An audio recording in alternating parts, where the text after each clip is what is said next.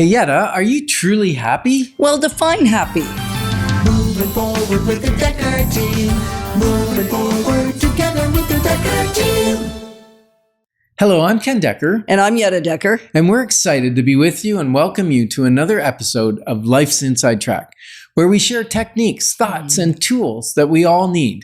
We all deserve, you, I, everyone, to turn our house into home where our families thrive and we live the best life possible. Today, we're going to consider how being present and aware can affect our happiness. Well, that is absolutely true, isn't it? And it's probably a conversation we've had. I don't know how many times have we had that conversation. Oh, I remember you used to ask me, Ken, are you happy? And then what did you say? If I said yes, you'd say, tell your face. That's true, right? I wasn't super expressive. And so I had to learn to actually smile and laugh a little bit more and be jovial because people thought I was cold and serious and a cold fish. But really, I was happy on the inside. I just wasn't letting it show. Right. You know? And I know just last week you came home and you said there's a new agent owner that's come to Solid Rock Realty, which is a really happy occasion. Mm-hmm. And you'd come home many times to share that news, but I couldn't tell that you were happy about it. And this time you said, well, the person told me when they met me, what did they tell you? I have no idea. Well, they told you that they thought you were very warm and friendly and inviting. Oh, yes. And I thought, right. wow, that's different than years ago when you would have come home and told me the same thing, but you would have then said, and then I heard that they think they're afraid of me. Yeah, it's like that song. If you're happy and you know it, let your face show it.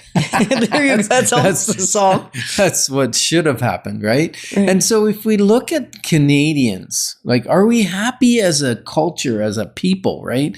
And recently, the Simon Fraser Institute did a study, and they do it every couple of years. Yeah.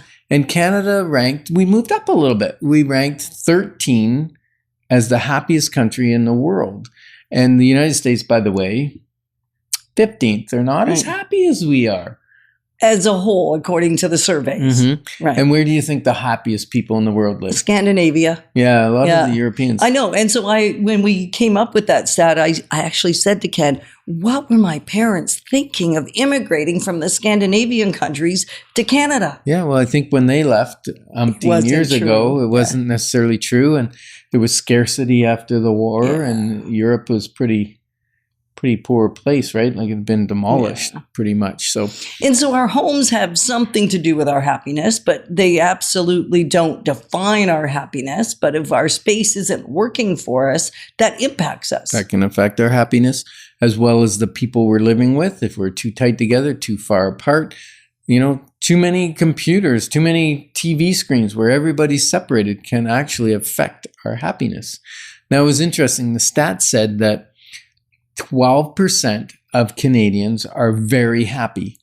Do you think we'd fit into that category? Most days. Other than the days where we're having heated fellowship there are circumstances shouldn't affect my internal happiness, and yet sometimes it does. Yeah, there's a difference, I think, between joy and happiness. And happiness does affect certain things, right?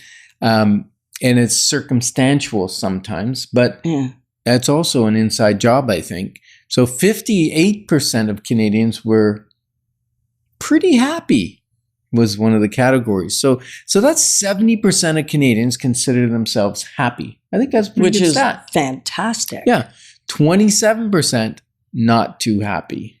And I wonder if that's circumstantial, whether it's physical ailments, whether it's physical location, where they're living is making them not happy. Sometimes if you've got a noisy neighbor or you're in a neighborhood that doesn't feel safe, that could affect your happiness. So we're happy to sit down with you, and we're happy. Well, and he's looking at me when he's saying that. So what he's really saying to you, if you're watching, then you'll see sometimes expressions that you can't catch on the radio, right? Like it's a little more difficult because this is being aired on CHRI. .ca or 99.1 FM. That's the local Ottawa station. And then there are extra stations, and you'll have to find those because I don't have them memorized. And then also they're on our YouTube channel. Right. Right. And so you can get access to the nuances a little bit more. So if you're thinking, what does happy look like or not look like? Or are we actually portraying it properly? Sure. Because that's a journey that we've all been on. Right. So I just think it's an interesting little nuance. Yeah. And if your home may be adding to your happiness, it may be right now subtracting from your happiness. And if it's subtracting, look at if there's something you can do with it, or whether you need to sell it and buy something different. That's where we come in. Right. And we'd love to have the conversation, and we're not going to help you believe something that isn't true. But sometimes what's going on for us, it's hard for us to access new, fresh thinking. It may not be working for us, but we don't really know why. So that's where we can ask you a few clarifying questions, go a little bit deep in the conversation to see what's below the surface that you may not be aware of. Right? One of the processes we do typically once a week, sometimes more, it's a deep thinking, work it out process. It takes about an hour. And it helps you be aware of your situation, but not just your situation, but how it's affecting you, what your internal thinking is, what your subconscious thinking is around it. And it also opens up awareness for the future, right? Like, what's our future going to be? So I think we talked about what we're going to consider is that being present and aware can have an effect on your happiness.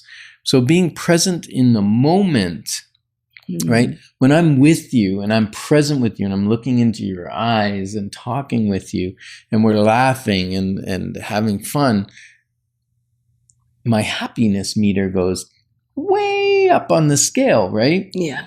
Whereas if I'm drifting, now drifting, this is not for you car enthusiasts where you send the back end of your car out in the snow or on the pavement.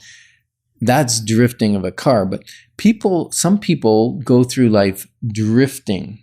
And I think we've been there in seasons of our life when we were younger and life was more arduous and difficult for us in many ways. Yeah. We were more drifting. We didn't really know where we were headed.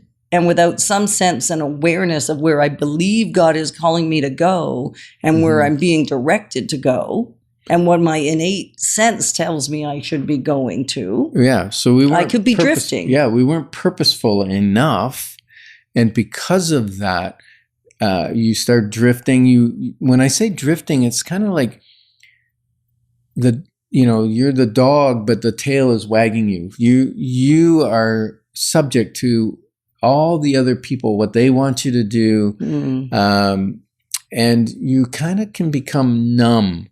I've had seasons of numbness where you're just going through the motions of life. You go to work, you don't really like it. You just go and then you come home and it's just, you turn on the TV because it's your habit and you just numb out, right? Yep. So very difficult to be present to the moment and aware of the future that you desire and the future that you're building in that particular case, right?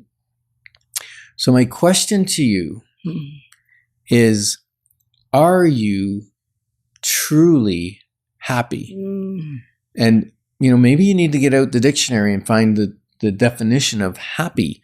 But really, I think it needs to be an inward definition.